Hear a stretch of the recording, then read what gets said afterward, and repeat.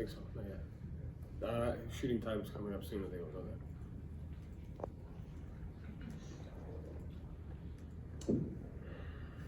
Any other questions? Is a game like Monday sometimes a good thing as a coach from the standpoint that you do some stuff down the stretch you don't like to see, and you can sort of get in the gym with the guys and maybe realign things? Yeah, I mean, yeah, sure. Not that you want to lose games. Yeah, exactly. But I think no matter what, I think I've said it a couple of times, sometimes you could win and not learn anything, and sometimes you could lose and learn a ton, and vice versa. And so, like, at the end of the day, we just have to constantly keep an open mind as to what we're doing well and what we're not, and then, like, really work to fix that, knowing 10 games from now there's going to be something else that, you know, we have to fix, right? And it's a matter of can we just find different ways to win and then different ways to work on things, you know, so that we could be a finished product at the end of it, you know. And so last 2 games have been good. And like I said before, like every team's different. So just because we have like 3 or 4 returning players, each team's got to go like develop a basketball character. And so this team started out good in late game execution, and then we've had a couple situations that we can learn from. So we're just going to have to continue to grow as a team into who we want to be at the end of it. Hey Coach, what are your thoughts on Adrian Griffin so far in his first season as a head coach? Happy he got the job. I haven't spent too much time focused on that, but you know, anytime a guy has an opportunity, I got to know him a little bit. You know, during the Utah interview process, and you know, he's a great guy, and just happy he's got a chance. Curious your mentality heading into tonight. Obviously, it's a big game with the trades and everything, and of course the history between these 2 teams. Any sort of momentum shift that you're feeling with your team in particular as you prepare for the Bucks? No. We're coming off a game where we didn't play well. We're coming off a road trip where we did some good things and where we didn't, and we just have to continue to grow. We're obviously not going to ignore the fact that everybody will probably be you know, a little bit more hyped up for the game, but at the end of the day, we have to execute. We got to execute the game plan, and regardless of how this game goes, we got to continue to get better. Coach, in the event of Jayson Tatum not playing tonight, are there any players or player or two that you have in mind that could be open for significant playing time? I think our entire second unit. I thought they did a great job at the start of the 4th quarter the other night. You know, getting great shots, defending at a high level, putting us in position to win, and I really like what those guys are doing, Peyton, Sam, O'Shea, Luke, and Svi. And so those guys have been playing well, and when their name is called, they've done a great job stepping up. So you know, they always got to be ready. It's a matter of just waiting to see how the game plays out. Yes. Mm-hmm.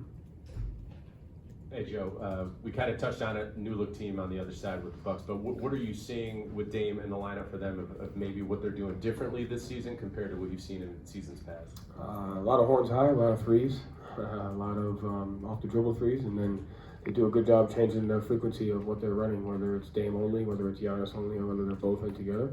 And while you're doing those, you can't forget about Chris Middleton and Pat Connaughton and their role guys, because they make winning plays. And so they're obviously a little bit more, you know, they're different because of, you know, the things that Lillard does at the point guard, but they're also the same because they have those role guys and a bunch of guys that can affect the game in different ways. Joe, at the beginning of the year, you talked about breaking up the season into segments. Now you're almost 20% in. So looking back, I guess, at the different sections, however you want to split them up, yeah. How do you feel like the team has looked in each of those, and what are the common threads you see? Yeah, I mean, I think you're never going to be consistently like here the whole year, and so I think we've done a good job of just having an awareness. Like we've known when we're playing well, and we've known when we haven't been executing well, and we've done a good job of fighting to get back to executing, fighting to get back to what we're doing. And so I think that's it. And, I would say 90% of the games, the effort has been absolutely consistent, and we just have to work to keep it that way, even though it's going to be hard at times. Joe, when in Charlotte, when Jalen comes in, he's good in foul trouble.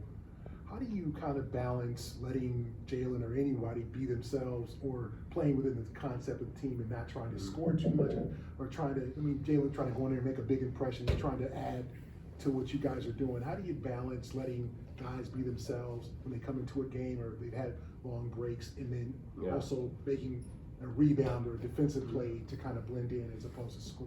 Yeah, I mean, I think that's a good point, and I think at the end of the day, like, I think it's our job as a team to just know like what we talked about this before, what success looks like for us, and we're going to be battling that all year. And we have a lot of great talent and a lot of great players, and I tell the guys all the time, like, we need Jayson and Jalen to be great and have greatness and do those things, because that's what you have in this league, and that's what we rely on those guys to do.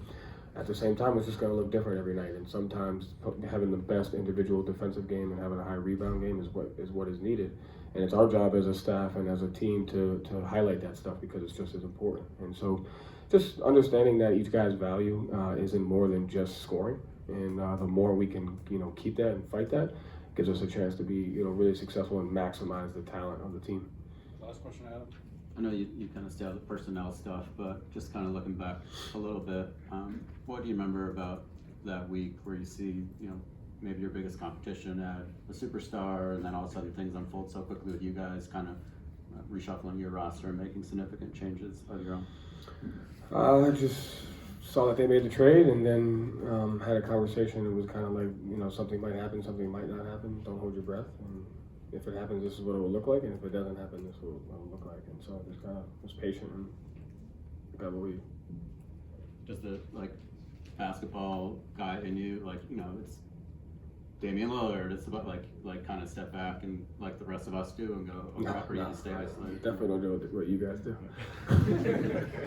No, it's just, there's nothing you can do about it. It's completely 1,000% out of my hands. They made a trade, they got a guy that's completely out of my control. There's nothing I can do about it, so I try to spend the least amount of time worried about something that I can't, control at all.